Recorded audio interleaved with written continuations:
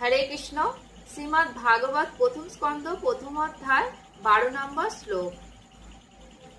সুত জানাসি ভদ্রান্তে ভগবান সততম পতি দেবকাম বসুদেবস্য জাত যস্য চিকিৎসয়া।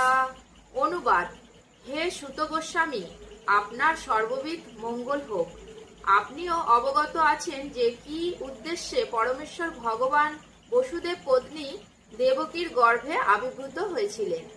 তাৎপর্য: ভগবান হচ্ছেন তিনি, যিনি সমগ্র ঐশ্বর্য, সমগ্র বীর্য, সমগ্র যশ, সমগ্র শ্রী, সমগ্র জ্ঞান এবং সমগ্র বৈরাগ্যের পূর্ণ অধীশ্বর।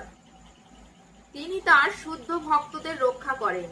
ভগবান যদিও সকলের প্রতি সমদৃষ্টি সম্পন্ন, তবুও তিনি তার ভক্তের প্রতি বিশেষভাবে অনুরক্ত।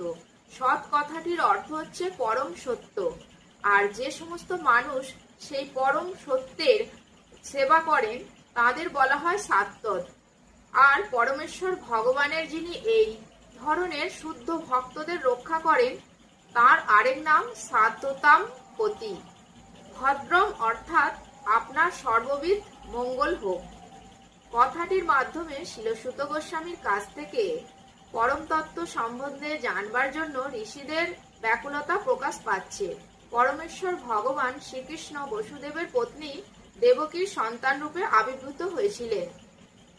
বসুদেব হচ্ছেন চিন্ময় স্থিতির প্রতীক, যেখানে পরমেশ্বর ভগবান প্রকাশিত হন। হরে কৃষ্ণ।